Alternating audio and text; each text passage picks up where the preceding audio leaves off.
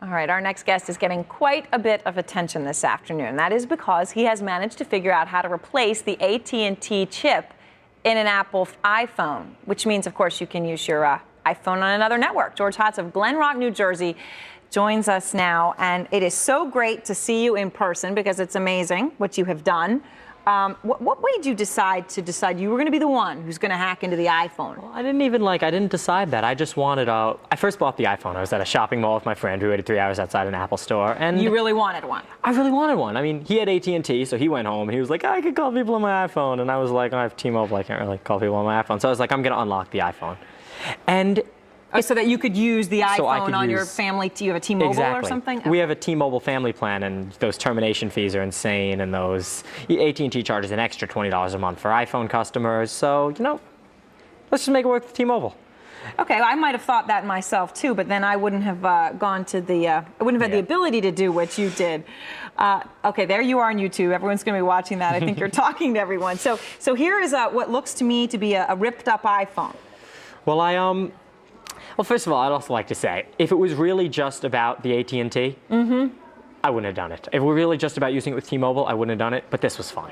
This is a good use of a summer. Like, I became obsessed with unlocking this thing. It was fun. So here, this is actually the inside here of an iPhone. And you can see these two wires right here are the test point, which I discovered that you have to short them together and then run some software. These you can barely see on air, everyone. They're kind of on the top of my finger here. They're like super small wires. You just connect them together and run some software, and you get your iPhone unlocked. Yeah. Okay. So all right. And then this is the chip card here. So you pulled this apart and figured it out. This is the SIM card right here. You can that's just a T-Mobile one. Okay, so here's the thing. Today, we've got Apple shares up, and I think you're saying you might be the reason, 2.5%. I don't know. I mean, more people want iPhones now if they can use them with any sort of provider. Right, and you're telling me right now you're ready to call out Mr. Jobs. I would love to have a talk right now with Steve Jobs. Man to man. Man to man, that's the kind I like. Steve Jobs, this is the call out. We're telling you here because you haven't talked to him yet. You haven't talked to AT&T. None of them have called you. No, I haven't had any contact with any companies iPhone related at all. No lawsuits, nothing? Well, this is completely legal, actually. Covered under the DMCA since November 2006. Is that the Digital Millennium Cellular the Copyright Act? Digital Millennium Copyright Act, that's the one, yes. Cellular telephone unlocking and the reverse engineering required to do the cellular telephone unlocking is completely legal. So I wonder what AT&T thinks about that. All right, let me ask you what your parents thought. I mean, did you have a job this summer, or did you literally just do this? Literally, I worked on the iPhone. There were nights I was going to sleep at 9 in the morning and waking up at 4 in the afternoon. Just to do this? Yeah. And all right, and here's the other thing I want to ask you. You could have sold this code. This code to unlock this was very lucrative, but you're not. You posted it for free on the internet. Like, that's what I really believe in. I really believe that information should be free. And I tried to make the method as simple as possible for everyone to follow. I mean, the only way, I'm never going to even unlock iPhones for people. I put this world's second unlocked iPhone here on eBay. There's only two. This one's on eBay. And this is the first one, which I keep in my pocket, and this is the second one. And other than that, I have no plans of making any money off of this, and if I find an easier way to unlock the iPhone, I'll post it on my blog. And are you headed to college? I'm headed to RIT tomorrow, actually, so. Tomorrow. Well, I guess this is a fun end to your summer vacation. The timing couldn't have been better. Well, thank you so much. I appreciate your coming in. This is very fun. I never thought I would ever see the inside of an iPhone. I have to say, it almost looks much more simple than I might have actually imagined. A lot more in there. It's just those two little circuit boards. All right, well, you know what, George? Thank you so much. It was wonderful to talk to you. Thanks a lot. And congratulations. George Hotz there. I suppose I should say congratulations. Don't sue me too, Apple.